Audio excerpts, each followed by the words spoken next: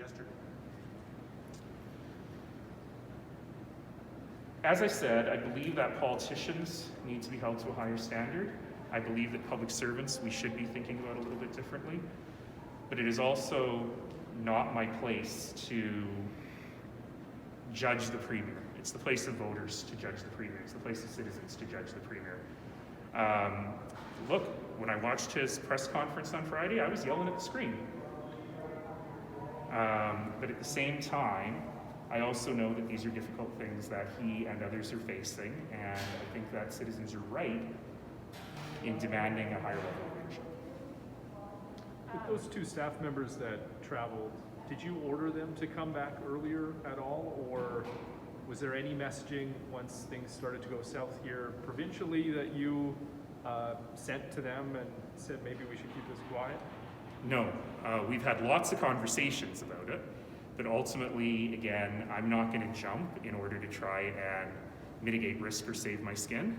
But certainly we have talked about it. Certainly I think both of them probably would have made a different decision if they knew now what they knew when they booked those trips. But no, I didn't try to do any damage control of that kind.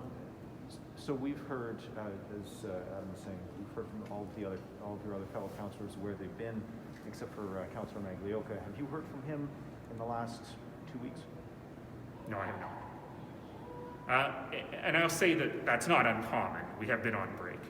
I've spent a lot of time with some councillors on some files, but probably I have not spoken to at least a third of them over Christmas, maybe even a bit more. So that's not unusual, but no, I haven't heard from him. What position does it put the city of Calgary in for the municipal affairs minister who was just put in this role 4 months ago to now be leaving and dealing with some more turnover there? Well, first of all, congratulations to Minister McIver for getting another big job on top of his job.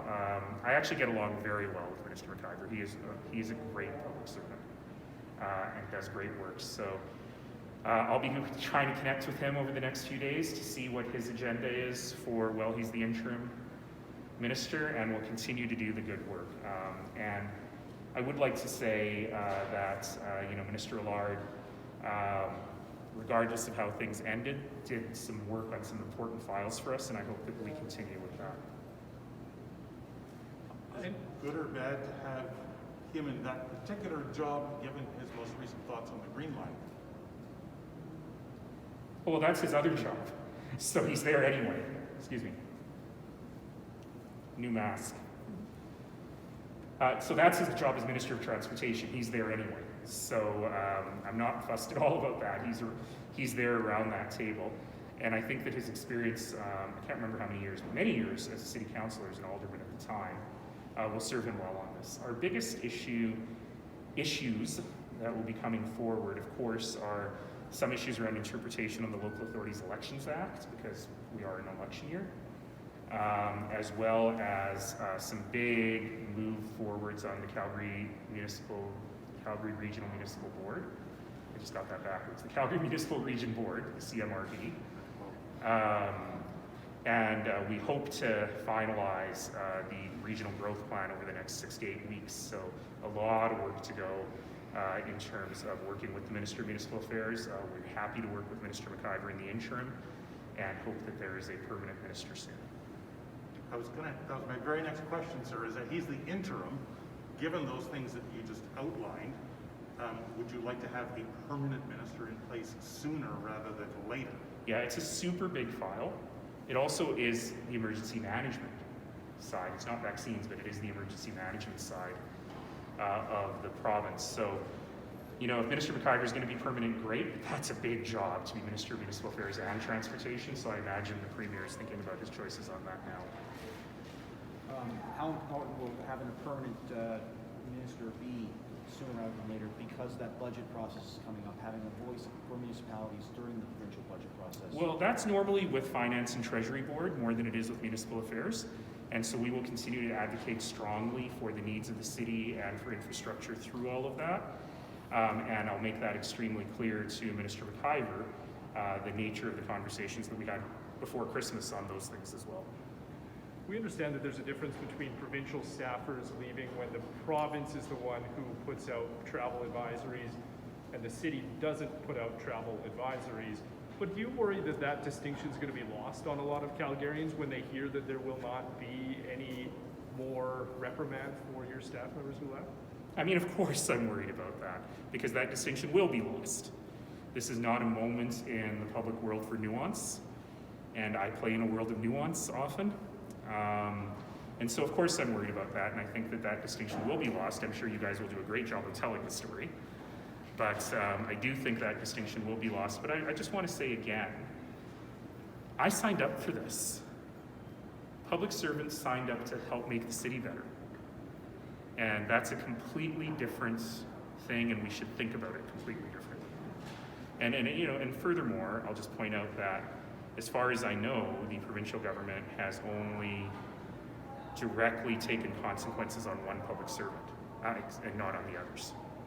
I don't know if there's more to it, but they certainly haven't said anything. What was that conversation like when your chief of staff let you know that she traveled international?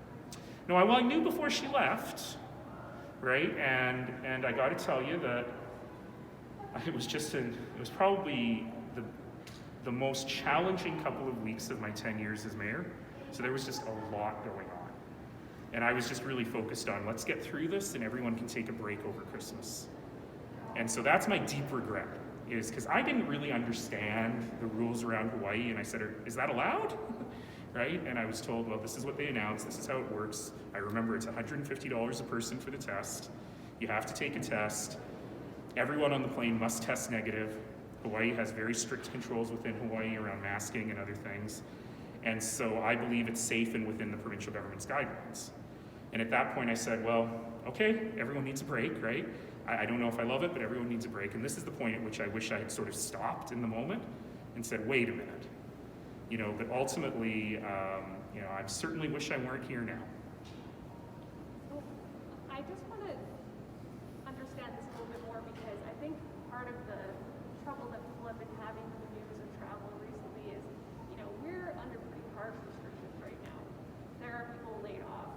There are people with loved ones who have died, who are in the hospital. There's, dozens of deaths announced every day sometimes. So how do you square the fact that this travel has happened within your office with that reality, and the fact that you've been talking about that reality on a regular basis for the past several months?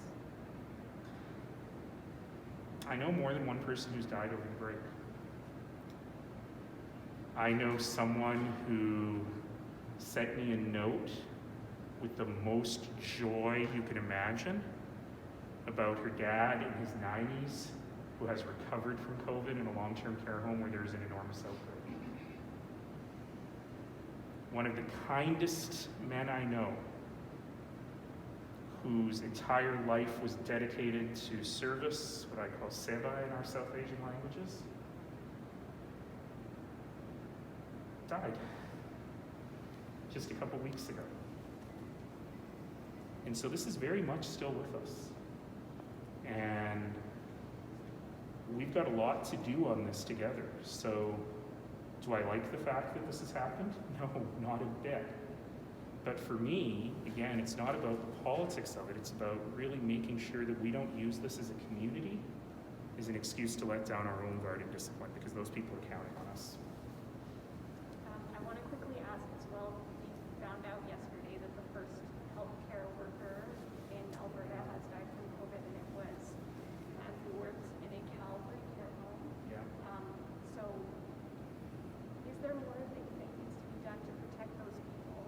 What would you like to see happen from here? We've got to move fast with those vaccinations. I am not an expert in military logistics, and I'm very happy that we've gone from kind of bottom of the league to top of the league in Canada in terms of getting the vaccinations out. But ultimately, those people who risk their lives every single day, we have to protect them. And we have to get through phase 1 of this vaccination, which is healthcare workers and people who work in long-term care. You've got to get through phase 2, which is everybody over 75 and others. And we got to get through them much faster than what we're seeing on the province's plans right now. 5 months for phase 2 is not acceptable to me. it's breaking faith with people who are putting their lives at risk to keep people safe. All right? One more. Okay. I was going to say, anyone on anything else? Well, you did say you would talk to us early in the new year about your decision about this fall's election. I don't expect you to have an answer for us today, but it is the early part of 2021. Do you know more about when you would have more to say about that, sir? What a beautiful question. And I'm laughing because I know that some of you were like, is he going to make his announcement today? Yeah. In City Hall, Yes. using city resources? I think that's very, on a horrible day like today when we've just gone through this pain as a community, that's so on brand. No, of course not. I wish I had had more time over the break to really ask myself some very tough personal questions. I think that a lot of my decision, again, as I've said before, is really based not just on what's right for me, but also on where the community is as a whole. And so I hope that we'll get some more clarity, but at the same time, I just want to also say that if I choose not to run, it's not fair for me to drag this decision out because the people who want to run deserve the chance to get their names out in front of people. So ultimately, I have to think about them too. Would you commit to later this month? No, because if I commit to something, something awful will happen that'll delay it some more. And I don't want to jinx that.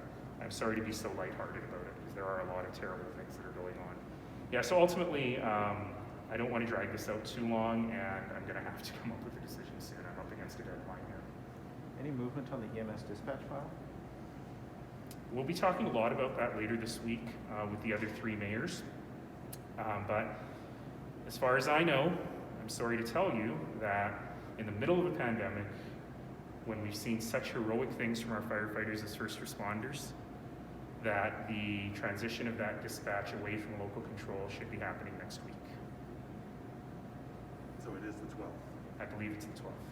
Have you received any information yet about how many people might be transferring over as opposed to losing their jobs? I am sorry I don't have that in front of me, just being back at work today, but I actually also have that question and I'll find out. All right, thank you all very much. Happy New Year, everybody. Thanks, everyone.